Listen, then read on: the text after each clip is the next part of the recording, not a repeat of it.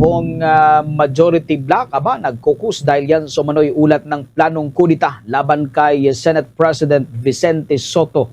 At itong minority bloc naman pinabulaanan ang aligasyong may inihahandang counter-kudita naman laban sa pamumuno nitong si Sotto. Alamin natin ang buong detalye. Tinutukan niya ni Bombo JC Galvez. Nagkasanang caucus o pagpupulong ang majority bloc ng Senado hinggil sa ulat ng umunoy kudita na naglalayong hamunin ng pamumuno ni Senate President Tito Sotto III. Ayon kay Senate Deputy Majority Leader Risa Hontiveros, present sa meeting ang 12 mga senadora. Samantala, absent naman sina Senators Camille Villar, Pia Cayetano at Lito Lapid. Kinumpirma ni Senate Majority Leader Juan Miguel Zubiri na ka-maternity leave na si Senadora Camille, dahilan kung bakit hindi ito nakadalo sa pagpupulong. Sa panayam, sinabi ni Sotto, kabilang ang bulong-bulungan na kudita sa kanilang mga paksa sa meeting. You know, the Senate President is always in office because of the trust and confidence of his colleagues.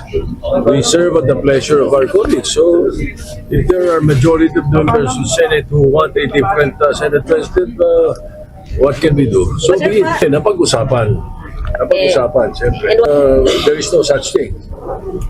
That was the talk among us.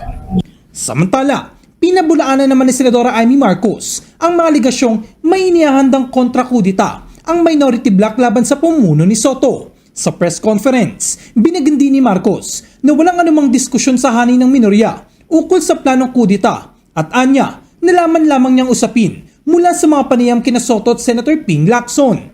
Ayon pa kay Marcos, ang tanging pinag-uusapan ng kanilang grupo ay kung paano sila makakapanatiling staying alive sa gitna ng mga pagbabago sa Senado. Nang tanungin si Marcos kung nakasisira sa imahe ng institusyon ang madalas na pagpapalit ng liderato, sagot niya ay tila nagdudulot pa ito ng kasiyahan.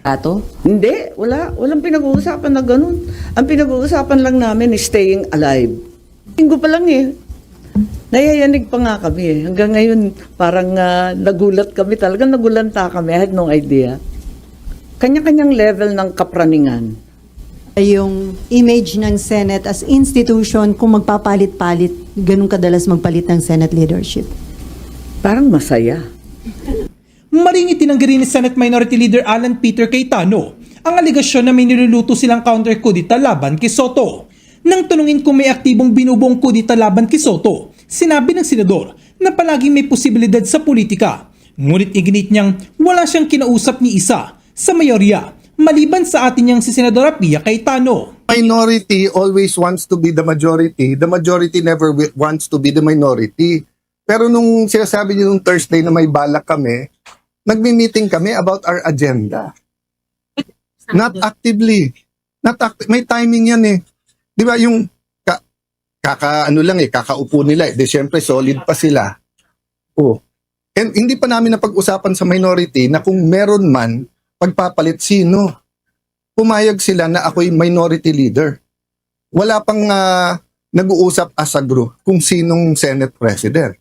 Ngayon, kung may discontent sa 15, problema nila yon, hindi namin problema yon. So sila nag-bring up, tapos sila din babarel. Sila din magsasabing may plot. Silang na nga nagplat-plat. Election pa lang, sinasabi ng papalitan nila si Senator Escudero. So we are minding our own business. With all due respect, Mr. Majority, mind your own business also.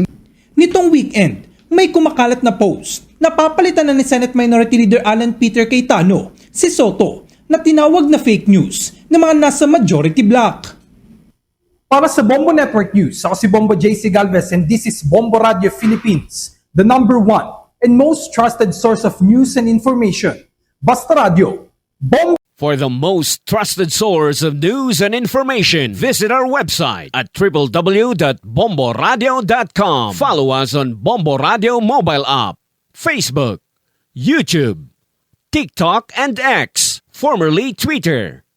Like, share, and stay connected. Anytime, anywhere.